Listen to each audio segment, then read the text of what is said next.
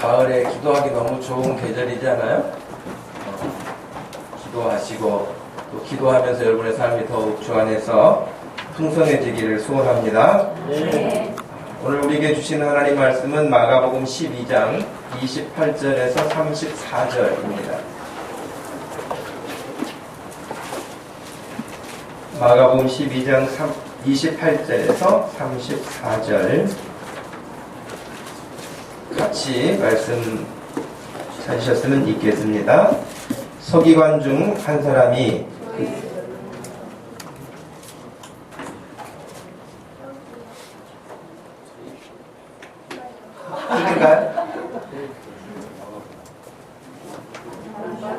네.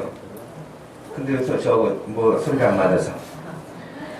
서기관 중 한 사람이 그들이 변론하는 것을 듣고 예수께서 잘 대답하신 줄 알고 나와 묻되 모든 계명 중에 첫째가 무엇입니까? 예수께서 대답하시되 첫째는 이것이니 이스라엘아 들으라. 주 곧 우리 하나님은 유일한 주시라. 내 마음을 다하고 목숨을 다하고 뜻을 다하고 힘을 다하여 주 너의 하나님을 사랑하라 하신 것이요. 둘째는 이것이니 내 이웃을 내 자신과 같이 사랑하라 하신 것이라. 이보다 더 큰 계명이 없느니라. 서기관이 이르되 선생님이여 옳소이다. 하나님은 한 분이시요 그 외에 다른 이가 없다 하신 말씀이 참이니이다. 또 마음을 다하고 지혜를 다하고 힘을 다하여 하나님을 사랑하는 것과 또 이웃을 자기 자신과 같이 사랑하는 것이 전제로 드리는 모든 번제물과 기타 제물보다 나으니이다. 예수께서 그가 지혜 있게 대답함을 보시고 이르시되 내가 하나님의 나라에서 멀지 않도다 하시니 그 후에 감히 묻는 자가 없더라. 아멘. 여러분, 오늘 말씀은요, 지금 예수님의 생애 가운데 마지막 주간에 해당한다고 그랬죠. 그러니까 우리 지금 현재 가지고 있는 달력 스케줄로 보면은요, 화요일에 해당해요. 예수님이 십자가에 달리시기 전 지금 며칠 앞두고 하시는 일인데, 말씀드린데, 화요일에 해당하는 일들입니다. 그런데 여러분, 지금 오늘 말씀을 보면은 우리가 지난주에 보았던 말씀이 뭐였죠? 지난주에 보았던 말씀이 사두개인들이 부활을 믿지 않았어요. 사람이 죽으면 그것으로 끝나는 것이지 어떻게 다시 살아나느냐, 이거 상상도 할 수 없어서 부활을 믿지 않았어요. 그러니까 성경의 부분들을 가지고 있었음에도 불구하고, 성경을 들고 있고 성경을 믿고 있는데도 불구하고 부활에 대해서는 또 안 믿는 사람도 있단 말이에요. 그러니까 오늘날도 마찬가지죠. 똑같이 교회라고 십자가도 걸려있고 성경책도 가지고 있는데 서로 믿는 것이 달라요. 정말 그런 어떤 경우들도 있죠. 예수님 당시에도 그랬어요. 근데 예수님 당시에도 그런 사람들이 있었는데, 뭐 종교는 자유니까, 믿음은 자유니까, 부활 믿기 싫은 사람은 안 믿어도 되고, 믿고 싶은 사람은 믿어도 되고, 그렇게 말씀하지 않았어요. 그리고 부활을 믿지 않는 그들에게 예수님이 뭐라고 말씀하셨을까요? 성경도 오해하고, 하나님도 오해하고, 하나님의 능력도 오해하고, 그러니까 성경을 제대로 믿지 않았다. 그리고 그들의 믿음이 바르지 않은 것을 가르쳐 주신 것이죠. 올바르게. 그러므로 오늘 우리가 살고 있는 이 지금 대한민국에도 각양각색의 종교 혹은 기독교라고 하는 그 이름 아래에서도 다양한 모습들이 있는데, 분명히 예수님이 지금도 오셔서 이 사두개인들을 대하시듯이, 바리새인들을 대하듯이 말씀하신다면 그렇게 믿는 것은 다른 것이 아니라 지적하실 것들이 많을 거라는 거예요. 그러나 저나 여러분들, 또 우리 교회가 하나님 앞에서 애쓰고 있는 것은 하나님이 우리에게 본래 말씀해 주신 그 뜻이 무엇인가에 대해서 바르게 이해하기 위해서 애쓰는 교회 가운데 하나이고, 저도 여러분도 바르게 하나님을 섬기고 싶어서 애를 쓰는 것이죠. 그러기 위해서는 우리가 그냥 덮어놓고 믿어, 그렇게 해서 믿는 게 아니고요, 하나님이 주신 성경이라는 하나님의 말씀을 통해서 늘 배워가지 않으면 안 돼요. 그러지 않으면 하나님을 제대로 알 길이 없지요. 근데 어떤 일이 있었냐면, 지금 지난주에는 우리가 본 것처럼 사두개인들이 예수님의 부활을 반박하려다가 엉터리 같은 이야기를 만들어내가지고 예수님을 좀 이렇게 어려움을 주려고 했는데, 예수님이 그렇게 말씀하시니까 꼼짝없이 당한 거예요. 그런데 여러분, 그 전에는 또 무슨 문제를 가지고 예수님을 시험을 하고 올무에 걸리게 하려고 애썼습니까? 세금 문제를 가지고 왔어요. 세금을 바치는 것이 옳습니까? 바치지 않는 게 옳습니까? 그때도 예수님이 말씀하신 것에 대해서 아무 답변도 못하고 완패를 당한 거예요. 그 전에는 11장, 마가복음 11장에 보면 또 예수님 앞에 시비 건 사람들이 있었어요. 그들이 누구냐면 헤롯을 비롯한 그 대제사장들, 그 일파들 다 서로 연결되어 가지고 예수님께 와가지고 성전에서 기도하는 성전을 이렇게 장사하는 소굴로 만들고 강도의 소굴로 만들었다, 그렇게 지적하시면서 아주 예수님 분노하시고 화를 내시니까 누가 너에게 그런 권위를 부여해 주었느냐 라면서 예수님에게 또 대들었죠. 그때도 예수님이 세례 요한을 이야기하시면서 그들이 꼼짝 못했어요. 그러니까 지금 계속해서 이런저런 문제를 가지고 공격을 하지만 어떤 한 문제를 가지고도 예수님을 책잡거나 예수님을 곤란하게 만들거나 그렇지를 못했어요. 그러면 그 정도 됐으면 한 번 정도는 우리가 뭔가 잘못한 건 아닐까? 이럴 수도 있는 게 정상이잖아요. 왜? 바리새인들, 사두개인들, 서기관들, 또 제사장들, 이런 사람들이 각각 다른 질문을 가지고 예수님을 공격했는데 다 완패를 당하고 왔거든요. 그런데요, 하나님의 은혜가 아니면 그런 일을 만났을 때에 사람들의 마음이 하나님의 은혜가 아니면 더 굳어져요. 더 굳어져가지고요, 이번에 우리가 졌는데 하여튼 다음에는 하여튼 꼼짝없이 한번 우리가 더 연구해가지고 공격해보자. 이렇게 해가지고 완악한 마음이 생겨요. 그 완악한 마음을 누가 부채질하겠어요? 사단이가 부채질하죠. 여러분, 사탄이라고 하는 존재는 우리 눈에 보이지 않지만 분명하게 우리들 가운데서 역사하고 있고, 우리의 예배를 방해하고 우리의 삶을 믿음으로 살지 못하도록 장애물을 놓고 우리가 믿음으로 하나님 앞에 나가는 것을 가지 못하도록 여러 가지로 올무를 놓는 그런 역할을 지금도 해요. 그래서 여러분, 우리는 늘 예배 드릴 때뿐만 아니라 우리가 일상생활을 할 때도 깨어 있어야 된다, 정신을 바짝 차려야 된다 라고 하는 것을 전하죠. 저는 그 동물의 세계를 보면요, 여러분 사자가 우리는 동물원에 가서 보기도 하지만 TV 모니터로 보면은 사자가 그렇게 무섭지는 않아요. 그래 크게 보이지 않으니까. 그런데 실제로 동물원에만 가서 봐도 사자가 굉장히 커요. 그리고 힘도 세고요. 아주 또 용맹하고. 그런 사자도요, 자기가 목표물을 정하고 그것을 잡기 위해서는요, 거의 강아지가 가듯이 가요. 부시럭부시럭 소리 안 나게 하려고요, 강아지가 가듯이 아주 조심조심 이렇게 가는 걸 보면 저게 정말 동물의 왕이라고 할 수 있는 사자 맞나, 그런 생각이 들어요. 근데 성경에서는 사자를 비유로 해서 마귀를 이야기했어요. 우는 사자와 같이 삼킬자를 그렇게 찾아다닌다는 거예요. 그러니까 여러분, 지금도 악한 사탄이라는 존재는 여러분들을 공격하기 위해서요, 그 사자가 공격할 때에 아주 강아지처럼 사뿐하게 이렇게 조심스럽게 걷는 것처럼 여러분에게 어떤 날은 친절하게, 여러분 마음을 아주 흡족하게 그렇게 하는 경우도 있어요. 그때 속아 깜빡 속아 넘어가가지고 여러분 정신줄 놓으면 그냥 잡혀서 끝나는 것이죠. 혹시 잡혔다가도 정신을 차려야 빠져나오는데 정신줄 놓으면 이제 끝난 것이죠. 네, 여러분 정신 차리십시다. 네, 정신 차려야지 신앙생활도 바로 하고요, 우리의 삶이 건강해져요. 그런데 지금 오늘 본문 말씀에 또 28절을 보니까 서기관이 등장을 해요. 이 서기관은 오늘날로 말하면요, 거의 신학대학교의 신학 박사나 교수 정도 되는 급이에요. 그러니까 성경 연구의 전문가예요. 이 서기관이 간단한 사람이 아니에요.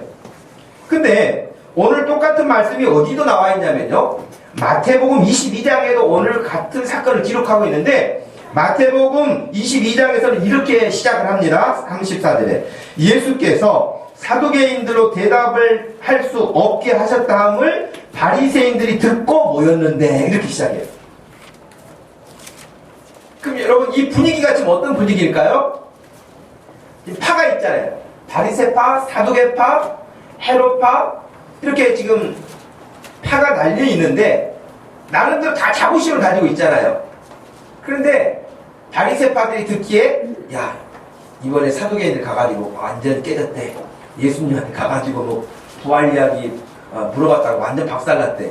그래서 지금 바리새인들 자기들이 모인 거예요. 그렇죠? 마태복음 22장 34절을 보면 그랬다고 하는 소식을 듣고 바리새인들이 듣고 모였는데, 그래서 모인 거예요. 그럼 자기들이 이제, 야, 사두개인들 뭐 말 한마디도 못하고 당했다는데 이번에 우리, 야, 누가 갈래? 그러면 그 바리새인들 중에서도 누가 가겠어요? 말 잘하고 또 꽤나 그 배경도 있고 밀리지 않고 그런 중에 이제 이 서기관을 선정을 한 거죠. 야, 너 정도면 그래도 좀 해볼 수 있지 않겠냐. 그래서 진짜 이 사람이 왔어요. 서기관이 예수님에게 와가지고 오늘 본문 말씀에는 아예 그냥 서론도 뭣도 없고요, 단도직입적으로 묻습니다. 그래서 28절에 그랬잖아요. 예수께서 잘 대답하신 줄 알고 나와 묻되,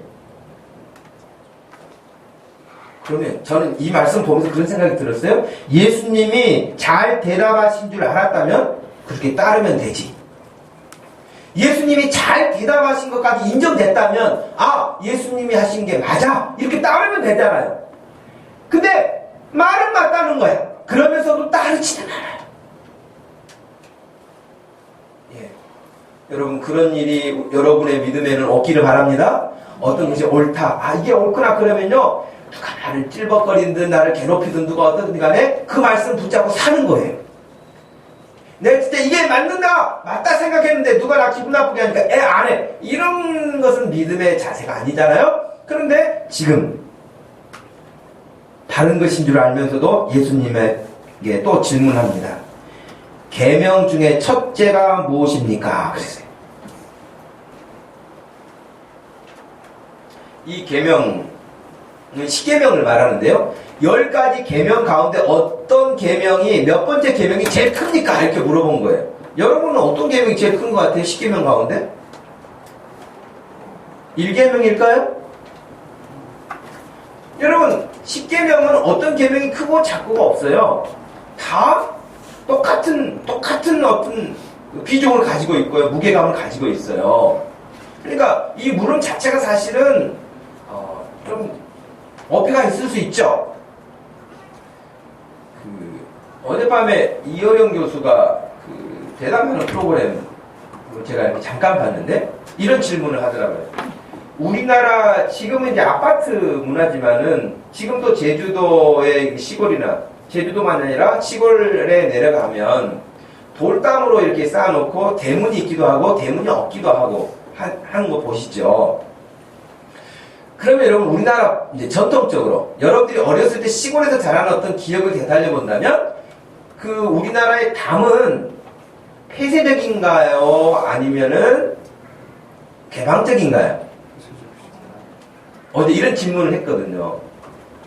그러니까 이제 거기 MBC가 개방적입니다, 그렇게 대답을 했는데 100점은 못 맞았어요. 그 답을 했는데 대문이 있기도 하고 대문이 없는데 대문 없는 그 돌담만 쌓여있는 집을 이야기를 했었거든요. 근데 우리나라의 사고, 우리가 교육받을 때 늘 그렇게 교육받았다는 거예요. 둘 중에 하나를 고르는 거. 그래서 이어령 교수가 대답하는 건 뭐였냐면 폐쇄적이기도 하고 개방적이기도, 둘 다 있다는 거예요. 어떻게 보면은 돌담이 쌓여있으니까 안 보이죠. 그러나 또 문이 없으니까 보면 좀 어느 정도는 보이죠. 그러니까 둘이 다 있는데 우리는 늘 둘 중에 하나만을 선택하도록 강요받는 교육이 너무 심했다는 거예요. 그러니까 그 말을 들어보니까요, 그 말도 또 맞는 것 같아요. 그죠? 그래서 제일 좋지 않은 방법이 둘 중에 하나 고르라는 식이라는 거예요. 그 창의성을 다 말살시킨다는 거예요. 오늘 본문 말씀을 보면서도요, 이 서기관이 어떤 계명이 제일 큽니까? 이렇게 묻는 어떤 그 질문 자체도 그런 어폐가 있다고 보여집니다. 이 비슷한 질문이 이미 몇 달 전에 제가 예수님에게 지금 서기관이 와서 이 질문을 하기 몇 달 전에 누가복음 10장에 보면 이 질문을 한 사람이, 비슷한 질문을 한 사람이 있었어요. 누가복음 10장 여러분 25절에 보니까 어떤 율법 교사가 일어나 예수를 시험하여 이르되 선생님, 내가 무엇을 하여야 영생을 얻으리이까? 예수님이 반문하셨어요. 율법에 무엇이라고 기록되어 있으며 너는 그것을 어떻게 읽었느냐? 대답하되 내 마음을 다하여 목숨을 다하여 힘을 다하여 뜻을 다하여 주 너의 하나님을 사랑하고 또한 내 이웃을 내 자신같이 사랑하라 하였나이다. 예수께서 이르시되 내 대답이 옳도다. 이를 행하라. 그러면 살리라. 그랬어요. 그랬더니 이 율법 교사가요, 이 사람도 망하는 사람은 아니었는데 예수님에게 29절에 보니까 그 사람이 자기를 옳게 보이려고 예수께 여짜오되 그러면 내 이웃이 누굽니까? 그렇게 물어본 거예요. 하나님을 사랑해라, 이웃을 사랑해라, 그런 말씀을 예수님이 그래, 너 대답 잘했다, 네 대답한 대로 살면 산다. 그랬더니 내 이웃이 누굽니까? 그때 해주셨던 유명한 이야기가 선한 사마리아인이에요. 이웃이 누굽니까? 라고 했을 때 여러분, 우리 보통 이웃 그러면 누구를 보고 이웃이라고 그러죠? 주변에 사는 사람이 있잖아요. 근데 요즘에 아파트에 살면서 밑에 누가 사는지 위에 누가 사는지도 모르고 안다 할지라도 별로 교류도 없고 다 단절됐잖아요. 어떻게 보면 이웃도 아니죠. 그냥 살기만 할 뿐이지 이웃과의 개념이 없어요. 어떻게 보면 우리들이야말로 매주일 한 번씩 만나서 또 주중에 만나서 일주일에 몇 번씩 서로 교통하고 있는 우리들이야말로 이웃일 수 있죠. 아무튼 그 선한 사마리아인 이야기를 예수님 해주시면서 그 이웃을 보면 거기에서 말씀하신 이웃은 무엇인가 도움을 필요로 하는 사람이 이웃일 수 있다는 거예요. 그죠? 강도 만난 사람이었으니까요. 어찌됐든 간에 그 사람이 옆집 사람 아니었잖아요? 자기 친척도 아니었잖아요? 같은 뭐 학교 출신도 아니었잖아요? 그런데도 불구하고 그런 거 아무 상관없이 지금 도움을 받아야 할 필요가 있는 그 사람이 이웃이라고 예수님이 말씀해 주신 거예요.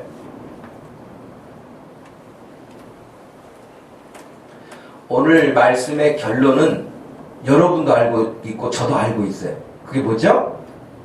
어떤 계명이 큽니까? 이 질문에 예수님이 해주신 답변이니까 알죠? 첫 번째는 하나님 사랑해라. 두 번째는 이웃을 사랑해라. 이거예요. 이거 뭐 몰라서 그렇군요. 오늘 처음 듣는데 신기하네요. 참 귀한 말씀이네. 뭐 그럴 것까지 없을 만큼 다 알고 있는 말씀이라는 거예요. 문제는 무엇일까요? 하나님을 사랑하라. 이웃을 사랑하라. 그렇게 말씀해 주셨는데 하나님을 어떻게 사랑하느냐는 거예요. 이웃을 어떻게 사랑하느냐는 거예요. 이게 오늘의 우리들의 문제일 것입니다.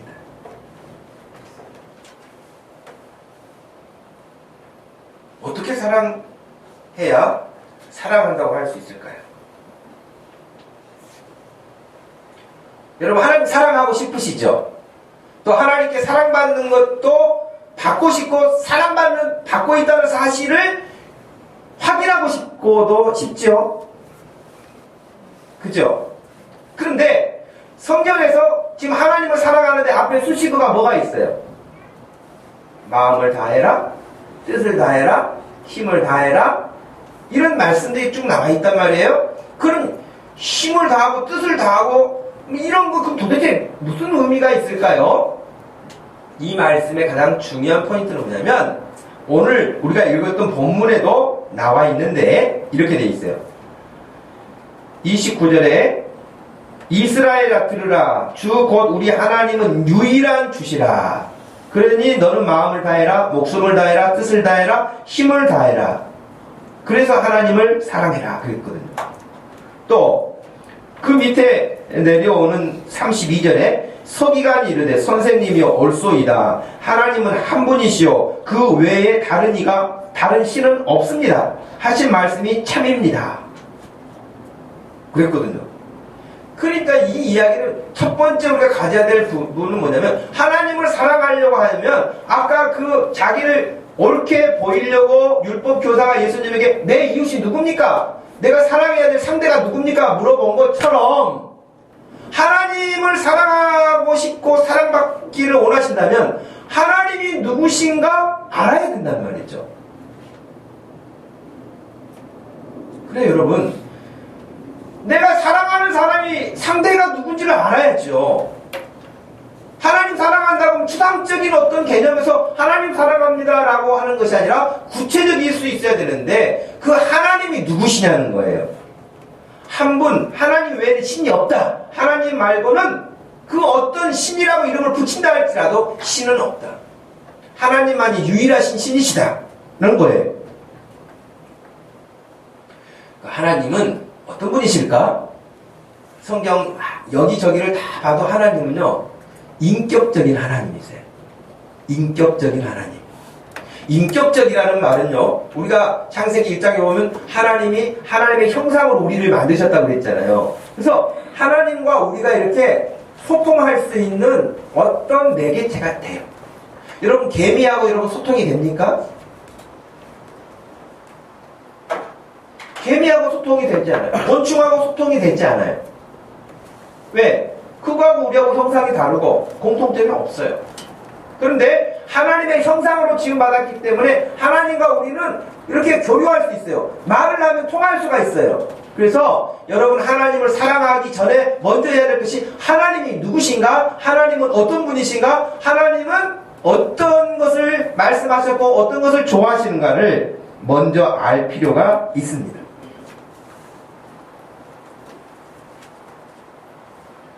근데 문제가 뭐냐면 하나님을 한 번도 인격적으로 그래요? 그럼 내가 하나님께 기도도 해요. 하나님과 대화하는 것이라고 했으니까 기도도 해요. 하나님 제가 이런 일도 있어요. 이런 일도 있어요. 막 기도를 했는데 하나님이 그래? 하늘에서 갑자기 막 이렇게 쩡쩡쩡 울리면서 알았다. 내가 응답해 주마. 며칠만 기다리라.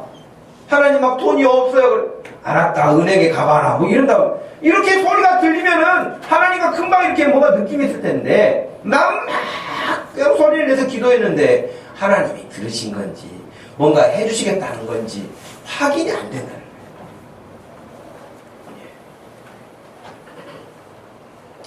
그래서 여러분 하나님 사랑하기 전에 하나님을 인격적으로 만나는 게 필요해요. 하나님을 인격적으로 만나는 거. 그럼 하나님을 인격적으로 어떻게 만날 수 있을까?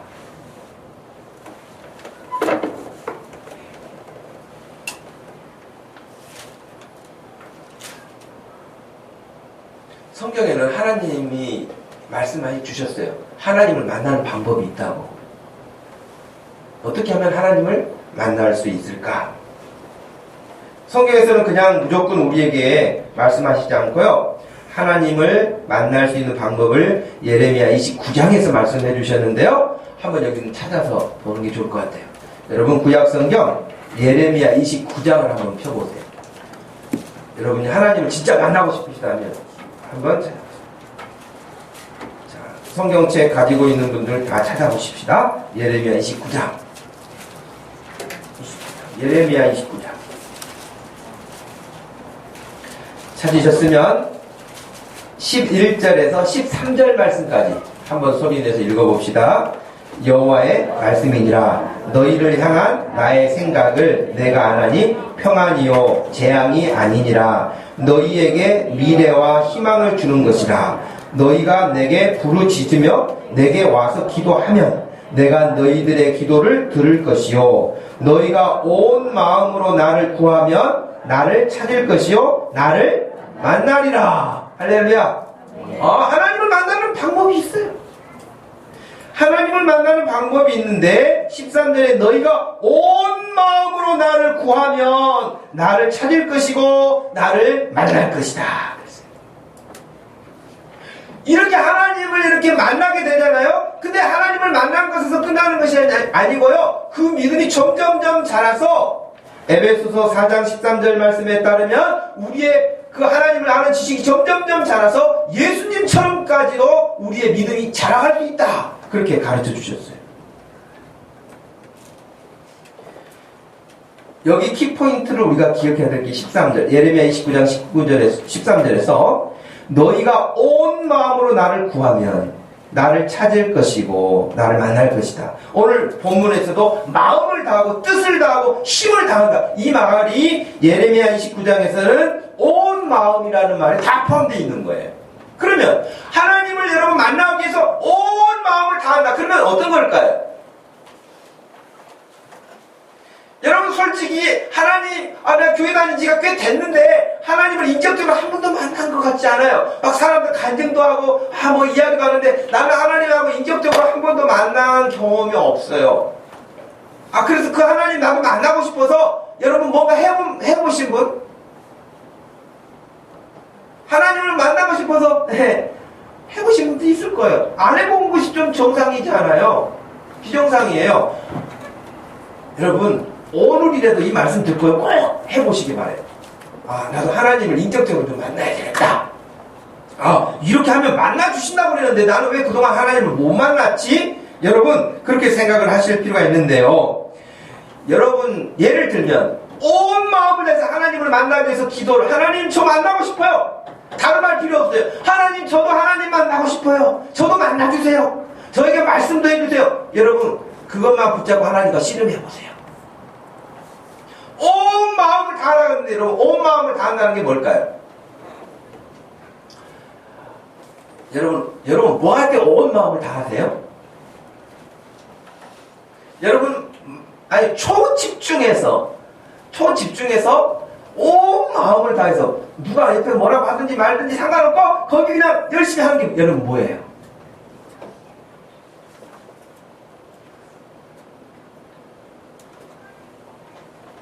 우리 집에 아들은요, 제가 보기에는 자기가 원하는 게임할 때 아주 초집중이에요. 누구의 방해받지 않아요. 예? 근데 공부할 때는요, 파괴를 그렇게 많이 받아요. 내가 보니까. 누가 문 열고 들어와도 누가 온지 알고, 뭐하래. 게임할 때는 누가 온지도 몰라요. 관심도 없어요. 좋은 일이죠. 뭔가에 집중할 수 있는 거. 아, 제가 집중을 못하는 애가 아니구나. 내가 확실히 알았어요. 집중을 잘하는 아이구나. 그거. 여러분, 사업하시는 분들이 돈 벌려고 할 때에 돈을 벌려고 여러분 얼마나 수고합니까? 애씁니까? 집중하죠. 없는 막 웃음도 하고요, 서비스를 하고요, 돈 벌기 위해서. 저는 가끔 식당에 갈 때 그런 생각해요. 돈이 뭐라고? 그거 싼 거 먹으면 5,000원 먹을 수도 있고, 좀 비싼 거 먹으면 몇만 원짜리를 먹을 수도 있고, 그런데, 여러분, 내가 거기 가서 그냥 앉아있기만 하면 뭐 드시겠어요? 메뉴판 갖다 주면서 뭐 드시겠냐고. 내가 자기를 알기를 해. 처음 본 사람이잖아요. 그래도 메뉴판 갖다 주고, 그리고 물 갖다 주고, 밥 다 차려주고, 저는 그냥 나오기만 하는데, 그러면 다 자기가 치워. 뭐 때문에? 돈 때문에. 그리고 또 여러분 와가지고 처음 보는데도 막 웃어. 친절하게 웃고. 내가 자기를 모르는 사람인데도 그래요. 집중하는 거예요. 돈 버는 일에 집중하기 때문에. 공부 잘하고 싶은 아이들 공부하기 위해서 애쓰고 학원 다니고 학교에서 집중하고 그런 것이죠. 게임 좋아하는 아이들, 운동 좋아하는 아이들, 취미생활 좋아해서 하는 사람들, 그거 할 때는요 아프지도 않아요. 자기가 좋아하는 거 할 때는요 아프지도 않아요. 그리고 다 끝나고 집에 오면 이제 몸살 나요. 이렇단 말이죠. 온 마음을 다한다는 것이 그런 의미가 들어가 있다고요. 그러면 하나님은 여러분 계시네 안 계시네 모르겠네 못 만났네 안 만났네 이런 거 말할 것 없이요. 하나님을 진짜 만나고 싶다면 그런 온 마음을 다해서 한번 해보시라는 거예요. 아니 분명히 말씀을 그렇게 약속하셨으니까 그러면 하나님이 만나주시겠다는데 온 마음도 안 해요. 뜻도 안 해요. 힘도 쓰지 않아요. 그러면서 하나님 나는 못 만났어요. 하나님 계시냐 안 계시냐 모르겠어요. 이런 말을 할 자격도 안 되는 거예요. 여러분 예배 드릴 때도 마찬가지잖아요. 내가 따로 시간 내가지고 막 뭘 못한다 할지라도 이 시간 예배 드릴 때만이라도 마음을 다해서 집중해서 그렇게 하면 진짜 하나님 만나주신다 그랬네. 그러면서 예레미야 29장을 딱 13절 말씀을 빨간 줄로 그어놓고 그럼 기도할 때 하나님 이 말씀 여기 약속해 주셨으니 저도 하나님 만나고 싶어요. 여러분 그렇게 하나님과 씨름하면요 반드시 만나주실 거라고 믿습니다. 네. 여러분 그렇게 하세요. 하나님 못 만나고 그냥 가벼운 마음으로 왔다 갔다만 하지 마시고 하나님을 만나요. 그래야 하나님을 사랑도 할 수 있잖아요. 지금 오늘 말씀에서 하나님 사랑을 하라고 말씀을 해주셨는데 하나님을 만난 적도 없는데 하나님 사랑한다는 그런 말이 얼마나 공허합니까? 그러니 하나님 사랑. 그리고 인격적이라고 그러셨잖아요. 우리는 하나님이 가지신 성품 가운데 못 가진 것도 있어요. 그러나 우리의 성품은 하나님은 다 가지고 계세요. 우리가 즐거워하는 거, 기뻐하는 거, 슬퍼하는 거, 분노하는 거 하나님 다 가지고 계세요. 그런데 하나님의 그 성품 가운데 온전하신 것, 전능하신 것 이런 능력은 우리에게 없어요. 하나님에게만 있잖아요. 그러니까 하나님도 우리하고 같은 마음이 있으세요. 그래서 하나님을 만나고 싶으시면요 여러분 누구하고 친하고 싶으면 일단 어떻게 되죠? 누구하고 친하고 싶다 그러면 만나야 되잖아요. 만나기 전에도 전화도 할 수도 있고요. 카톡을 보낼 수도 있고요. 혹은 선물을 줄 수도 있고요. 시간을 공유할 수도 있고요. 여행을 같이 갈 수도 있고요. 여러분 어떻게 하든지 간에 친한 사람하고 그렇게 시도도 하고 더 친밀해질 수도 있잖아요. 그러면 하나님과 여러분들이 친밀해지고 싶기를 원하신다면 하나님 앞에 예배 드리는 거 즐거워하세요? 하나님 그거 좋아하세요. 하나님께 기도하세요. 하나님 좋아하세요. 아, 네가 왔구나. 그럼 여러분들 뭐 말도 되지 않는 뭐 기도, 예를 들면은, 하나님 뭐 우리 엄마 뭐 미국 죽겠어요. 뭐 아무개 우리 친구 그냥 그런 친구. 그러면서 진짜 기도라고 했는데 이건 기도도 아니고 자기 신세 타령만 잔뜩 하고 신세 타령도 아주 좋지 않은 신세 타령만 잔뜩 했다 할지라도 주님이 거기 기도를 다 듣고 계시고요. 다 끝난 다음에는 말씀해 주세요. 기도 끝났는데 그 다음에 하나님이 우리 마음에 말씀을 주세요. 너 많이 속상했구나. 알았다. 그런 마음을 주셔서요. 그 기도가 끝나고 나면 갑자기 미웠던 사람이 안 미워져요. 진짜요. 그러니까 여러분 속상하고 미운 사람이 있으면 밉다고 와서 하세요. 그냥 차곡차 그러면 스프링을 눌러놓은 것처럼 그렇게 하다가 누가 건들기면은 팍 터져가지고 그냥 그러지 마시고요. 하나님 앞에 와서 다 말하세요.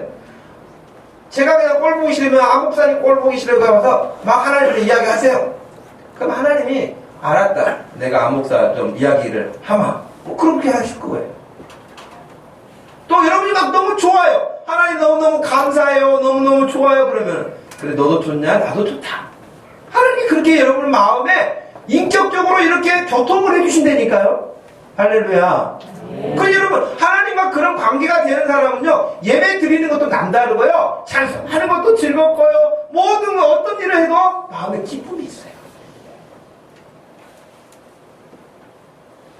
여러분 지금은 좀 많이 달라진 것 같습니다만은 여러분 어렸을 때는요. 학교 다닐 때 선생님이 심부름식 주면 어떻습니까? 인상 쓰면서 왜 저한테 하세요? 죄도 있는데 그런 애들 봤어요? 다른 애가 같이 가자 그래도 너는 그냥 있어. 이거 나한테 시키신 거야. 그러잖아요. 예를 들면 선생님이 심부름 시켜도 그렇게 좋아하잖아요. 근데 여러분 하나님이 여러분 우리에게 말씀하신 것도 하나님 말씀하신 대로 제가 그렇게 하려고 그러면 하나님이 얼마나 기뻐하시겠어요. 정말 좋아하신다니까요. 한번 해보세요. 이번 주에 기도도 해보시고요. 하나님 앞에 성경도 읽어보시고요. 하나님이 기뻐하시는 어떤 일도 한번 해보세요. 하나님이 너무 기뻐하시고요. 하나님이 기뻐하시는 것을 여러분의 마음에 확인시켜주세요. 하나님도 기뻐하신다고. 그러면 그런 것들이 쌓이고 쌓이면서 하나님을 사랑하게 됐죠.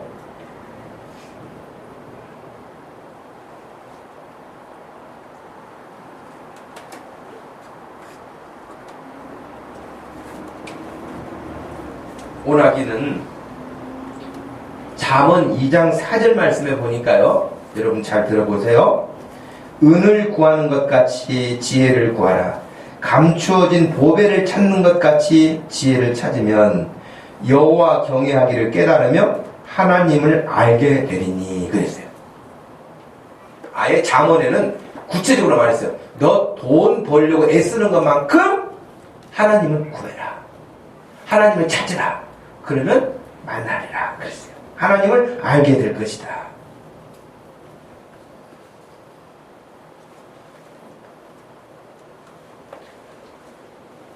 그럼 이게 뭐죠? 땅콩이죠. 땅콩을 크게 찍어보니까 땅콩같이 같죠. 보통 작은 사람은 땅콩이라고 하는데 아주 왕땅콩이에요. 그런데 이 땅콩과 관련돼서 아주 유명한 사람이 있는데 혹시 여러분 아실까요? 조지 워싱턴 카버라는 여러분 이 사람 이야기를 들어본 사람도 있을 거예요. 저도 우리 교회에서도 제가 한두 번 소개한 적이 있어요. 여러분 책 제목도 있는데 땅콩 박사 그런 책도 유명해서 여러분 많이 읽힌 책 가운데 하나예요. 그런데 이 조지 워싱턴 카바는 노예였어요. 흑인이었고 노예였어요. 노예였는데 그것도 여러분 노예 원래 신분이 그렇잖아요. 우리가 동물을 사고 팔고 하는 것처럼 노예도 사고 팔고 해가지고 그렇게 해서 잡혀간 노예예요. 그런데 노예로 잡혀갔는데 어디 가서 주인집에서 일을 하고 있는데 또 거기서 또 다른 사람이 또 잡혀간 거예요. 그래가지고는 부모가 없어요. 부모도 없고요. 그래서 다른 사람이 양부모가 키워준 거예요. 다른 부모가 키워줬는데 그 성경을 말했어요. 그리고 결국 헤어지게 됐는데, 그 당시에는 노예들은요 학교도 다닐 수가 없었어요. 학교도 다닐 수가 없는데 이 조지 워싱턴 카버는 늘 들에서 일하면서도요 하나님이 주신 어떤 그런 지혜가 있어서 식물에 관심이 많았어요. 식물에 관심이 많고 식물을 그냥 지나치지 않고 또 가깝게 하고, 그러면서 여러 어려운 일들이 있었지만 그래도 흑인임에도 불구하고 노예임에도 불구하고 공부할 수 있는 기회를 얻었어요. 1864년 조지가 태어나던 그 시대는 남북전쟁으로 아주 어려운 시대였고 폭력이 가득한 그런 시대였죠. 근데 결국에는 이 어렸을 때요 조지가 하나님을 만나게 돼요. 어떻게 만나게 되느냐? 조지 워싱턴 이 카버가 노예인데 얼마나 좋은 집에서 살겠어요. 주인집은 좋을지라도 이 카버가 사는 데는요 다락방 혹은 창고 같은 데였어요. 그런 데서 살고 있었지만 늘 자기를 키워주는 그 양부모가 그 사람도 흑인이었어요. 주인집 양부모가 백인이 아니었고 자기하고 똑같이 노예였는데 이렇게 키워준 거예요. 근데 그 성경을 말해줬어요. 그래서 어렸을 때부터 카버도 성경에 대해서 알고 있었죠. 그러면서 하나님을 늘 생각하는데 그 생각하고 하나님 성경이 있고 하는 그 어린 나이였는데도 불구하고 마음에 뜨거운 하나님을 만나는 체험을 하게 된 거예요. 성경을 보는데 그냥 성경이 글자가 아니고 하나님이 살아계신다는 확신이 마음에 밀려온 거예요. 어렸을 때. 그리고 하나님이 지금 창조의 세계를 생각만 하면 상상만 해도 너무 기분이 좋은 거예요. 그래서요 고생하고 일하고 어렵게 그런 생활을 했는데도 불구하고 하나님 앞에 기도하는 일, 하나님 성경 읽는 일, 그러면서 또 그 자기를 키워줬던 흑인 양 어머니가 카버하고 헤어지게 되면서 마지막으로 물려준 선물이 성경을, 그 양 어머니도 흑인이었지만 성경을 많이 읽어, 성경이 아주 너덜너덜하고요 가죽이. 근데 그것을 선물로 받았어요. 성경을 어디 가든지 성경을 읽어라. 하나님 말씀을 읽어라. 하나님을 잘 섬겨라. 그렇게 해서 결국에는요 이 워싱턴 카버가 공부를 하게 될 수 있도록 길이 열렸어요. 하나님께서 길을 여셔서 결국에는 그가 아이오 주립대학 농과대학에 들어가서 공부를 하기 시작했고요. 석사학위까지 마치고 또 나중에는요 교수까지 됐어요. 47년간 교수 생활까지 했어요. 그런데 더 유명하게 된 이유는 뭐냐면 목화를 많이 키우던 지역이었어요. 그 목화 재배하는 지역이었는데 점점점 이렇게 산업 발달을 하면서 목화가 인기가 떨어지고 값어치가 떨어진 거예요. 그러니까 그 지역 사람들이요 이제 시리에 빠진 거예요. 경제적으로 낙후되니까. 그때 이 식물에 대해서 연구를 많이 했던 카버가 땅콩을 심으라고 알려준 거예요. 땅콩을 심으세요. 그래가지고 여러분 미국은요 우리나라하고 땅 자체가 다르잖아요. 농사를 비행기로 짓잖아요. 비행기로. 넓으니까 그 넓은 지역에 땅콩을 심어서 진짜 돈을 많이 벌게 됐어요. 목화를 심지 않고 땅콩을 심어가지고 땅콩을 심어서 돈을 많이 벌게 됐는데 여기저기서 이제 땅콩을 다 심은 거예요. 그게 또 어떻게 되겠어요? 땅콩값이 폭락한 것이죠. 그러니까 이제 또 사람들은요 돈 벌 때는 막 조지에게 막 칭찬하고 난리를 피우더니 폭락하니까 와가지고 멱살을 잡고 네가 심으라 그래가지고 그랬지 않아요? 참 못됐어. 그러니까 그때요 이 조지 워싱턴 카버가 땅콩을 들고 성경책을 들고 골방에 들어가요. 하나님께 기도해요. 하나님 저에게 왜 땅콩을 심으라고 마음을 주셔가지고 제가 이런 일을 당합니까? 하고 기도하는 중에요 하나님이 너 땅콩에 대해서 아냐? 물어보시대요. 땅콩이 땅콩이죠. 땅콩에 대해서 너 연구해봐라. 그렇게 하나님 기도하는 중에 그런 생각을 품게 됐습니다. 그래서 땅콩을 가지고요, 기도하다가 하나님 주신 지혜로 땅콩을 가지고 300가지 제품을 만들어냈어요. 여러분이 알고 있는 것은 잼밖에 없죠? 그러나 여러분, 땅콩을 가지고 300가지 제품을 만들어낼 수 있도록 연구 결과를 발표해가지고 이제는 또 어마어마하게 땅콩이 이제 수요가 필요한 거예요. 또 다시 돈을 많이 벌게 됐어요. 그래서 결국에는 흑인으로서 미국 국회의원들 앞에 가가지고 강연을 하려는 자리까지 오르게 된 거예요. 조지 카버가. 여러분, 흑인, 노예, 팔려가서 부모도 없는 환경, 교육도 제대로 받을 수 없는 환경. 그런데 딱 하나님. 그에게 있는 교과서, 성경책. 근데 그 하나님과 기도하면서 이런 어마어마한 일을 만나게 돼요. 여기는 저와 여러분도 하나님과 인격적인 교제가 시작되고 하나님을 만나면 지금 여러분들이 막 고민하고 씨름하고 힘들어하는 것보다 훨씬 놀라운 역사가 일어나게 될 줄로 믿습니다.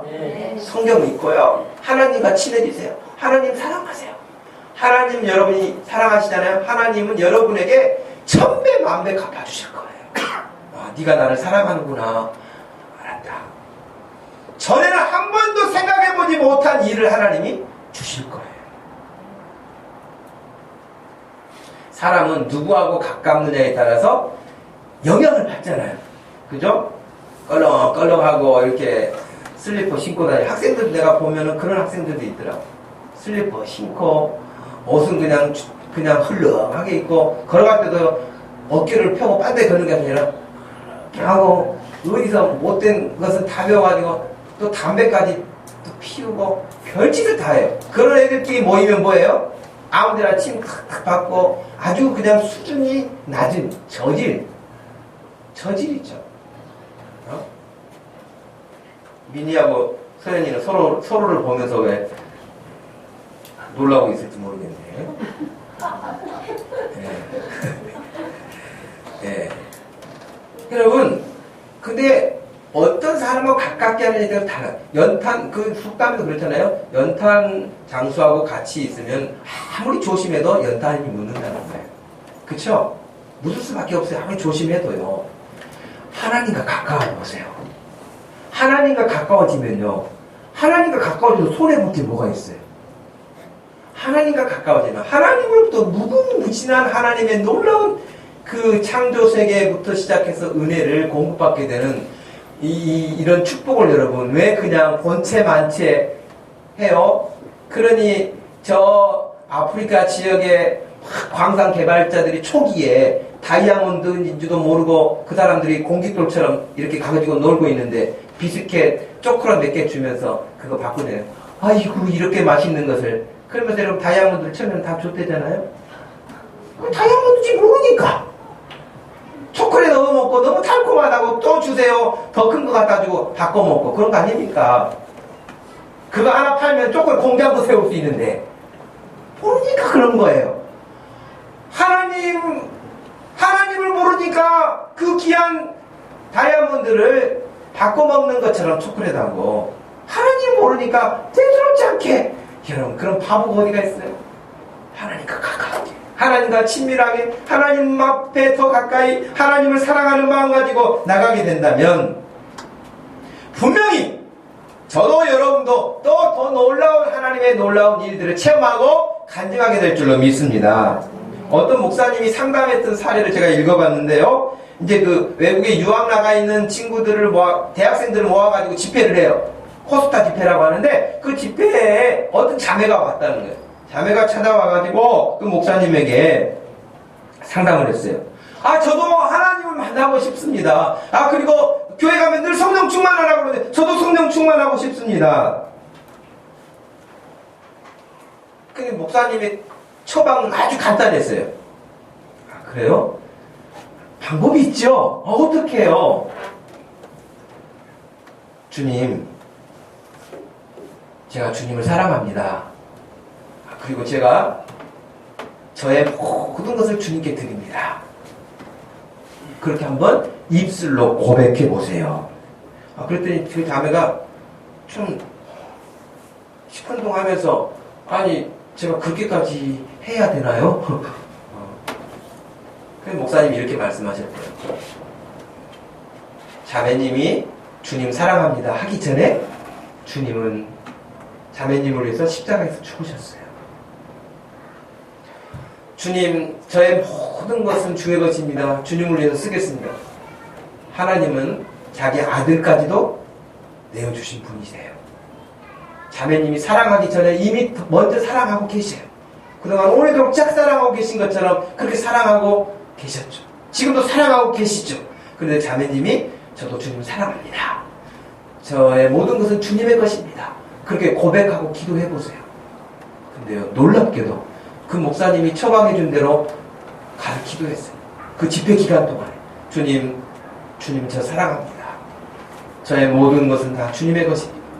근데요, 집회가 끝나기 전에 그 목사님이 다시 찾아와서 자기도 정말 놀라운 하나님의 사랑을 확인하게 됐고 체험하게 됐고 확신을 얻게 됐다고, 성령 충만함이 무엇인가를 알게 됐다고 기쁨의 얼굴을 가지고 돌아왔다는 거예요. 여러분 한번 따라서 해보실까요? 주님 사랑합니다. 주님 사랑합니다. 많이 사랑합니다. 많이 사랑합니다. 네. 여러분 기도할 때 그 기도를 조용히, 여러분 뭐 다른 문제 말하기 전에 주님 앞에 조용히 그 문제 주님 사랑해요. 주님 사랑합니다. 그 기도를 해보세요. 하나님께서 여러분에게 이건 내가 몇 년 만에 듣는 거냐, 그러면서 아마 하나님이 놀라실 거예요. 그리고 기뻐하실 거예요. 그리고 주실 거예요.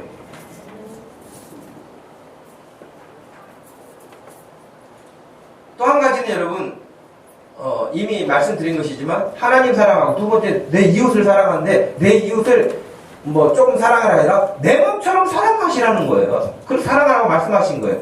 이거 참 어려운 일이에요. 내 몸처럼 어떻게 사랑합니까?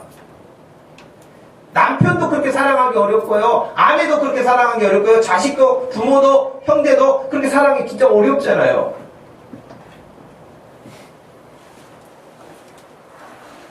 근데 여러분, 내 힘으로 안 돼요. 그게 진짜 내 힘으로 안 돼요. 그러니 진짜 남편 사랑하기 힘들고 아내 사랑하기 힘들잖아요. 그것을 할 수 있는 방법이 있어요. 최현주 집사님, 방법이 있다고요. 그게 뭘까요? 남편 보고요, 아내 보고요, 그러면 사랑하기 힘들어요. 그거 보면. 왜? 사랑해 주렸다가도 에이라 이런 인간. 그러고 싶은 일이 한두 가지입니까? 그러니까 잘 안 돼요, 그렇게는. 그러니까 남편 보지 마세요. 아내를 보지 마세요. 그리고 누구를 보냐면 주님을 보세요. 주님이 나를 사랑해 주시고 내가 주님께 받은 사랑을 확인하면요, 햇볕이 이렇게 거울에 반사되는 것처럼 내가 주님 사랑하는 마음 가지면 그것이 반사돼서 남편에게 가고 아내에게 가고 도무지 나는 할 수 없는 그 사람에게 사랑할 수 있는 마음이 생긴다니까요. 그 인간이 예뻐서가 아니에요.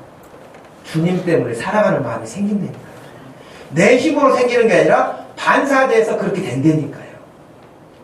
그러니 절대 상대를 바라보지 마시고 주님 바라보시면 주님이 그래, 네가 남편에 대한, 아내에 대한, 자식에 대한 그래, 네 마음 내가 안다. 야, 나도 온갖 수모 다 당하지 않았냐? 그래, 네가 그렇게 하는 게 이기는 거다. 그렇게 하는 게 복되는 거다.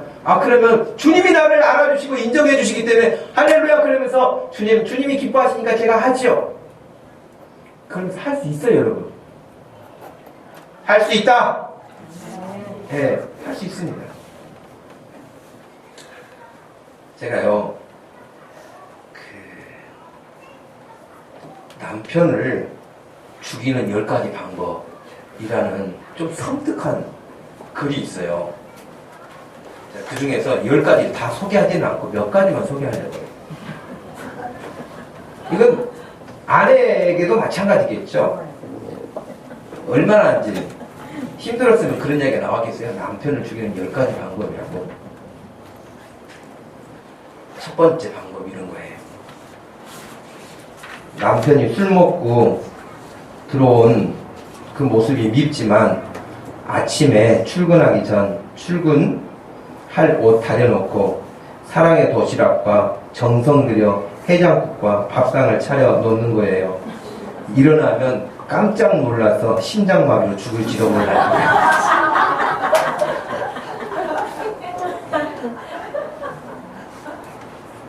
또 이런 것도 있는데요. 평소에 안 하던 짓을 계속 하는 거예요. 잔소리 대신 칭찬하고 사랑의 말로 하는 거예요. 왜 이렇게 변했냐고 물으면 답을 하지 말고 웃음으로 대답해 주는 거예요. 그러면 아마 궁금해서 죽을지도 몰라요.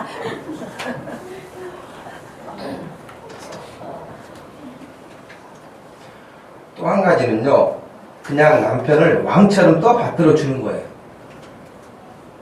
그리고 막 존경해 주는 거예요. 존경해주고 칭찬하고 인정해주고 왕처럼 막 대해주는 거예요. 역대 왕들은 오래 살지 못했기 때문에 빨리 죽을지도 몰라요. 그 왕도 죽을지도 몰라요.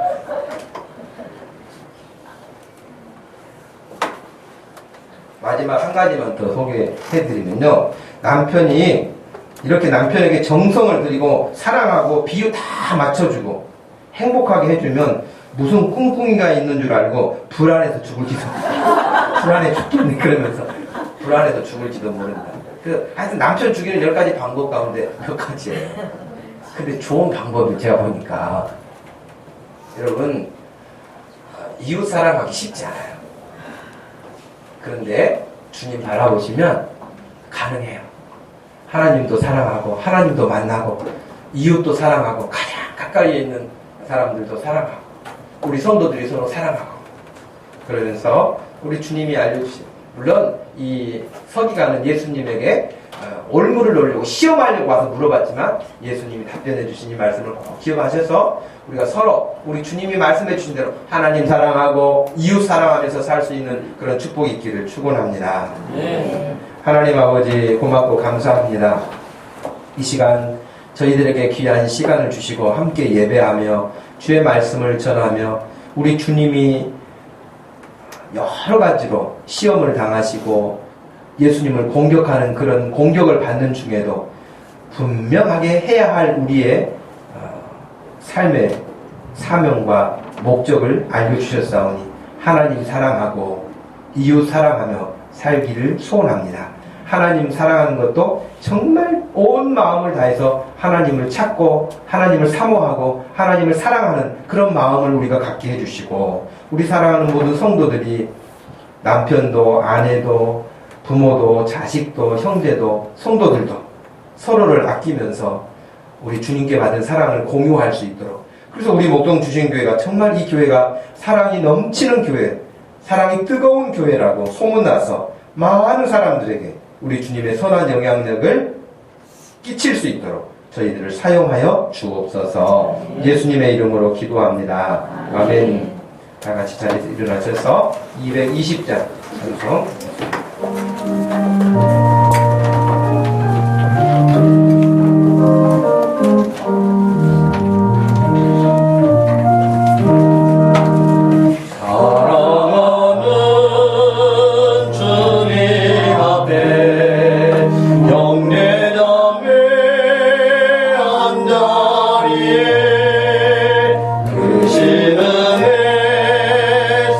생각하며